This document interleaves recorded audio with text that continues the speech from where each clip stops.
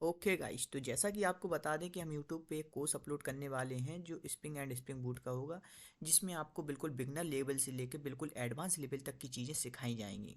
Okay, जिसमें आपको कैसे क्या होता है स्प्रिंग फ्रेमवर्क, कैसे वर्क करता है, क्या होता है स्प्रिंग बूट, कैसे वर्क करता है, कैसे रेस्ट एपीआई वर्क करती हैं, क्या होता है जेपीए, कैसे हाइबरनेट वर्क करता है, कैसे स्प्रिंग ओआरएम होता है, क्या होता है स्प्रिंग जेडीबीसी का यूज करते हैं, क्या होता है आईओसी कंटेनर। तो ये सारी चीज़ें को बिल्कुल डिटेल में वीडियो पे आने पे बिल्कुल सब चीज़ें डिस्कस करने वाले हैं। ओके, तो बने रहें वीडियो में, आगे की चीज़ें समझते हैं। तो जैसे कि आपको बता दें कि आप क्या क्या चीज़ें सीखने वाले हैं। तो सबसे पहली चीज़ आप सीखेंगे व्हाट इज स्प्रिंग फ्रेमवर्क, जो मेनली यूज होता है। ठीक है, स्प्रिंग फ्रेमवर्क होता है क्या है? सबसे पहला क्वेश्चन तो यही होता है कि स्प्रिंग फ्रेमवर्क है क्या। इसमें क्या है कि डिफरेंट टाइप ऑफ प्रोजेक्ट बनाएंगे इसमें स्प्रिंग के अंदर। इसमें स्प्रिंग कोर कॉन्सेप्ट क्या होते हैं, लाइक आईओसी कंटेनर क्या होता है, इन्वर्जन ऑफ कंट्रोल जिसे कहते हैं, जिसकी मदद से क्या होता है कि मतलब आपको ऑब्जेक्ट खुद से क्रिएट नहीं करना पड़ता है। इन्वर्जन आईओसी कंटेनर खुद आपको ऑब्जेक्ट क्रिएट करके देता है। आपको बस बताना है कि आपको किसका ऑब्जेक्ट चाहिए, आप वो सब उस पर छोड़ दीजिए, वो सारी की सारी चीज़ वो करके देगा, आपको कुछ नहीं करना है। आने की वाली वीडियो में बिल्कुल एक एक चीज़ को डिटेल में समझेंगे। तो बात करते हैं, आगे बढ़ते हैं कि क्या होता है डिपेंडेंसी इंजेक्शन, क्या होता है कि कोई भी क्लास किसी भी क्लास पे डिपेंडेंट ना रहे। जो होता था ना को जावा में कि एक क्लास दूसरी क्लास पे डिपेंडेंट रहती थी, वो यहाँ पे सब कुछ खत्म हो जाएगा। क्या होता है एस्पेक्ट ओरिएंटेड प्रोग्रामिंग, एओपी क्या होता है, यहाँ पे बीन क्रिएशन कैसे करते हैं अलग अलग तरीके से स्प्रिंग फ्रेमवर्क के अंदर। ठीक है, स्प्रिंग फ्रेमवर्क के अंदर different type of bean creation बताएंगे। क्या होता है, इनका स्कोप कितना होता है स्प्रिंग फ्रेमवर्क में, इसका स्कोप कितना होता है, ऑटो वायरिंग कैसे होती है, कैसे मतलब एनोटेशन का भी यूज करते हैं ऑटो वायर्ड, बीन में भी ऑटो वायरिंग यूज करते हैं। तो ये सारी चीज़ें हम डिस्कस करेंगे आने वाली वीडियो में। क्या होता है एमबीसी पैटर्न, मतलब मॉडल व्यू एंड कंट्रोलर क्या होता है, ये सारी चीज़ें हम बिल्कुल डायग्राम बना के हर एक चीज़ को बिल्कुल डिटेल में समझेंगे, क्योंकि ये बहुत ज़रूरी होता है। वेब एप्लीकेशन इसी से क्रिएट होते हैं, तो इसका समझना बहुत ज़रूरी होता है मॉडल व्यू एंड कंट्रोलर। तो इससे देखो वेब ऐप बनते हैं। इसका आर्किटेक्चर देखेंगे अपन लोग बिल्कुल डायग्राम बना के, कैसे कंट्रोलर से रिक्वेस्ट कहाँ जाती है, यूजर देता है तो कंट्रोलर पे जाती है, कंट्रोलर से मॉडल पे जाती है। ये सारी चीज़ें हम डिस्कस करेंगे। कैसे इससे एप्लीकेशन क्रिएट होते हैं स्प्रिंग एमबीसी और थाइमली का यूज करके, क्या होते हैं स्प्रिंग एमबीसी का वैलिडेशन क्या क्या होते हैं, ये सारी चीज़ें आने वाली वीडियो में हम डिस्कस करने वाले हैं।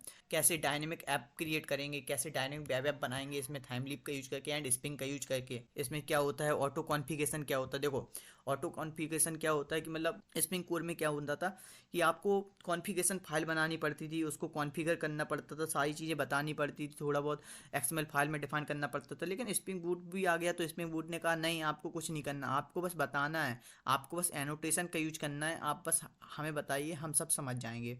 डेव टूल्स क्या होता है कि आपको देखो बार बार रन करना पड़ता है एप्लीकेशन को, वो रन भी टेंशन आपकी खत्म हो गई। आप डेव टूल्स डिपेंडेंसी का यूज करिए, ऑटोमेटिक रीलोड होगा आपका एप्लीकेशन। H2 डेटाबेस का यूज करेंगे, सारे डेटाबेस में ऑपरेशन परफॉर्म कराएंगे, डेटाबेस में डेटा को भी इंसर्ट करेंगे, डेटा को रीड भी करेंगे, ये सारी चीज़ें करेंगे।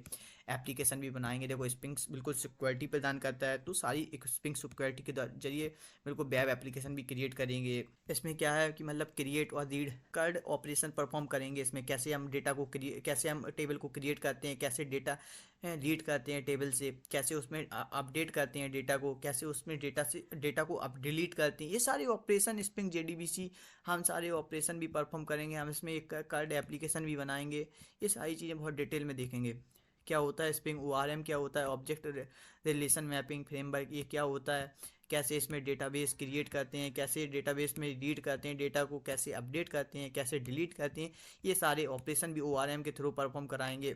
स्प्रिंग डेटा जेपीए क्या होता है, जावा परसिस्टेंट हाइबरनेट क्या होता है, ये सारी चीज़ें सीखने वाले हैं।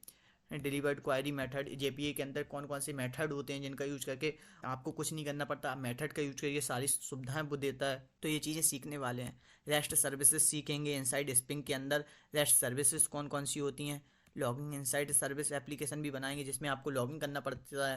रेस्ट एपीआई भी क्रिएट करेंगे, काफ़ी सारी रेस्ट एपीआई का यूज करके एप्लीकेशन भी बनाएंगे, क्योंकि रेस्ट एपीआई का सबसे ज़्यादा यूज होता है। सारे एप्लीकेशन जो भी बनेंगे स्प्रिंग बूट से सभी में रेस्ट एपीआई का यूज होगा, सारी कंपनियों में डिमांड है रेस्ट एपीआई की। ओके, तो इसके थ्रू एक एप्लीकेशन भी बनाएंगे, स्प्रिंग बूट का यूज करके एक एप्लीकेशन बनाएंगे। अब बात करते हैं कि आपको ये सारी चीज़ें सीखने के लिए आपको चाहिए क्या क्या आपको नॉलेज होनी चाहिए। देखो आपको सबसे पहली बात तो नॉलेज होनी चाहिए कोर जावा की, जो ही बिल्कुल बेसिक नॉलेज है सबको होनी चाहिए, मतलब ठीक है।